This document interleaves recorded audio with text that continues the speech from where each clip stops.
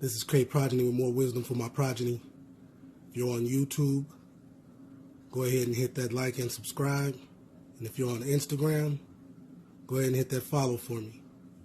How many times do I get women on my show that they're working, they like what they do, their career is somewhat fulfilling, but as soon as they get married and I ask, do you want to have to work to pay significant bills after you're pregnant with the first child?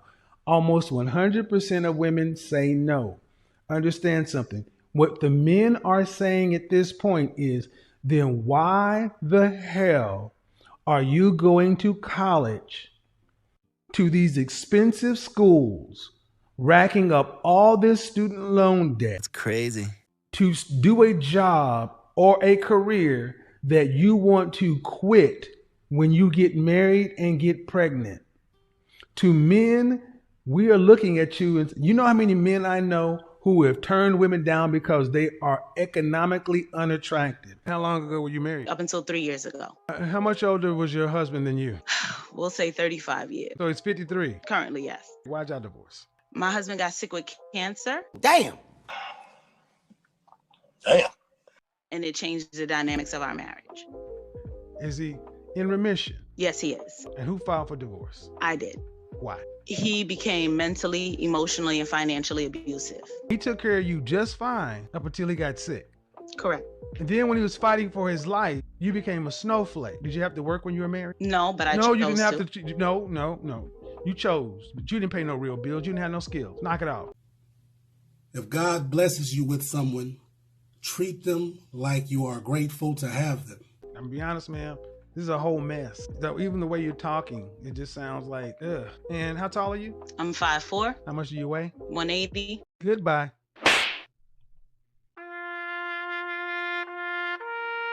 And when unrealistic expectations run into real-world reality, you wind up with crushing disappointment. Let me explain something to you. Why y'all put up with this? You're in your 30s. The hell you texting for? Excuse me. I do verbal communication. Click. Text him back. I do verbal communication to get to know who people really are. Send. That's it. I'm sorry, the men don't get to cry about our mistakes. You're a grown woman.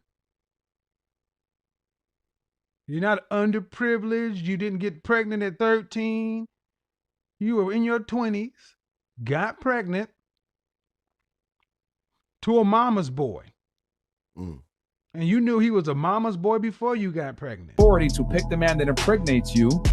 You also have the authority and the responsibility of vetting the man. Same thing with me as a man getting with a girl that's a scumbag who uses me.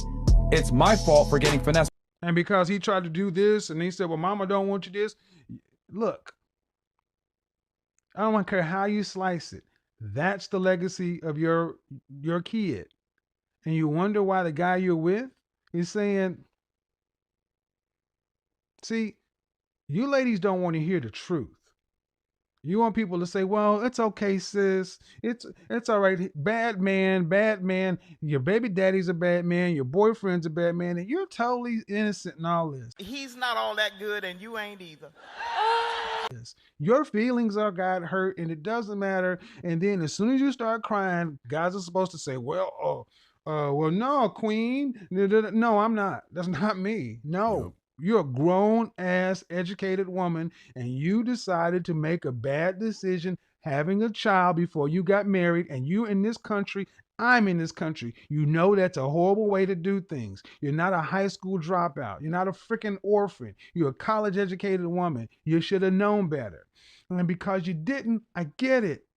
But you don't go ahead and compound stuff by acting like you don't know any better and then going to get into another relationship with a guy who may have thought you were a great person, but you've been with him for 20, 30 months. And there's nothing stopping him from proposing to you. He doesn't want to marry you either. So instead of sitting back saying, you're tough, you need to ask, why am I dealing with men who don't want to marry me and I continue to linger on and try to make it become something that it never was? Women, in my opinion, have lost their motherfucking mind. Like, ever since they've gotten freedom to do things, and their freedom comes from wicked people. Trust me. All the things you're able to do, wicked people enabled you to do it. Send me a man, because I don't want to do none of that shit. All right, you better grow back together, figure it out, because you got skin in the game, he's got skin in the game. That's your daughter.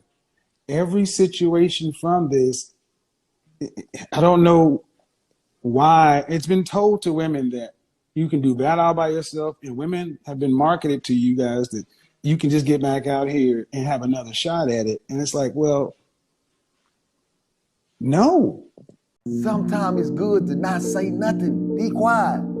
Play possum. Act like you don't know. Act like you don't know. Shut up! Because when you start acting like you know, then they gonna start try to be slick.